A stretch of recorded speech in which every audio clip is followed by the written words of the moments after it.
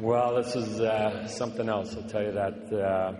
First of all, thanks to Bill Hay and the Hockey Hall of Fame Selection Committee for this honor.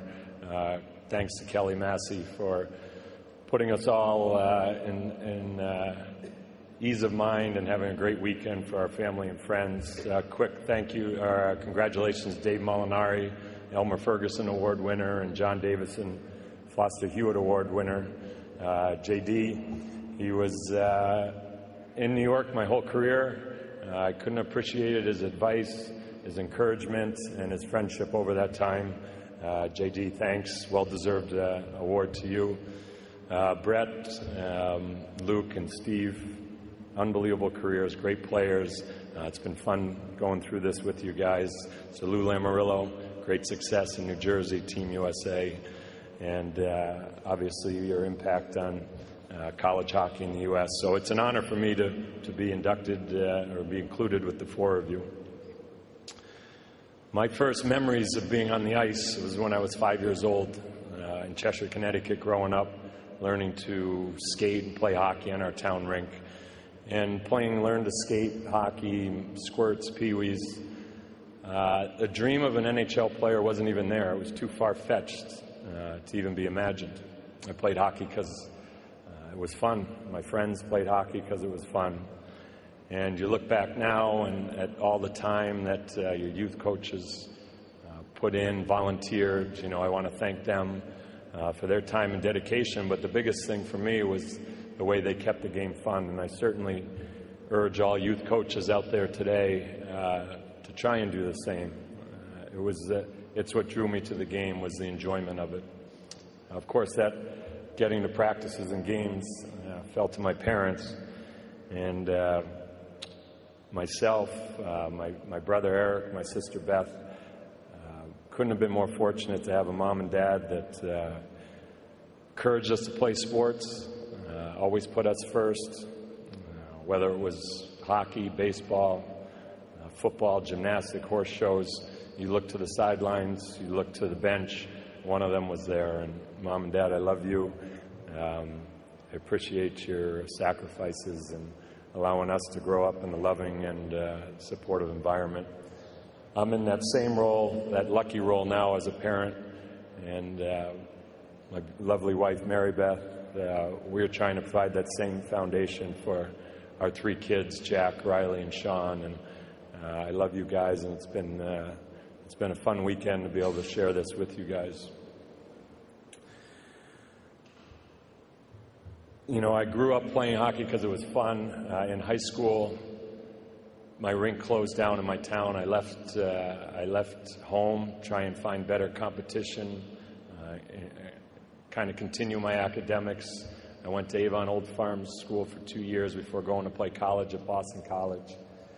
I think both of these places allowed me to improve the on-ice coaching, competing against elite players, my exposure to international competition with USA Hockey kind of gave me the skill level and the confidence to say maybe this dream is not impossible, and it allowed me to realize that the NHL is something that is going to be in my future and definitely a chance. And I certainly want to thank everyone at Avon, Boston College, and USA Hockey for those opportunities. You know, the National Hockey League has gone through a lot of changes in its long history, but the one thing that never changes is the privilege it is to compete in the NHL.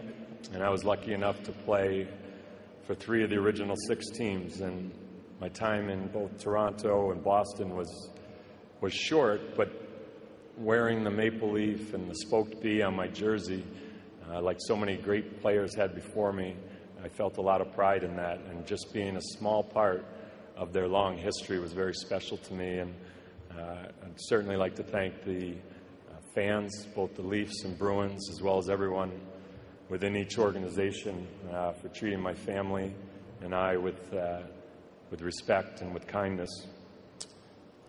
The majority of my career was spent in New York. I was drafted in 1986.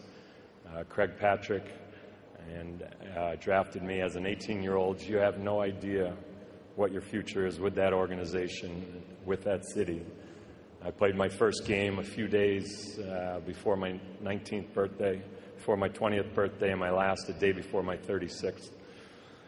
And during those years, you meet so many people, you share so many experiences, family, friends, and teammates, trainers, coaches, office personnel, and of course, the diehard Ranger fans. And through good and bad times, we became part of one big extended family. Our hope was to play a part in bringing a championship to New York, but it was through our daily interactions that memories were created and lasting relationships formed. And for fear of leaving anyone out, I can only say that, my sincere gratitude, appreciation go to everyone that helped to shape, influence me during my years in New York. Madison Square Garden, New York City, New York Rangers will always feel like home to me, and I thank you all for that.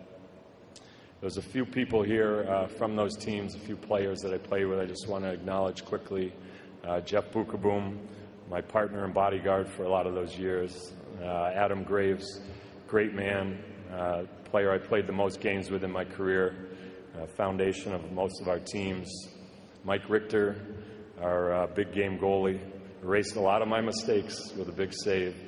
And certainly Mark Messier probably had the biggest influence on my career outside of my life outside of my parents, as both a player and a person. And you guys were great teammates, great friends, and I couldn't be more proud to have you here tonight.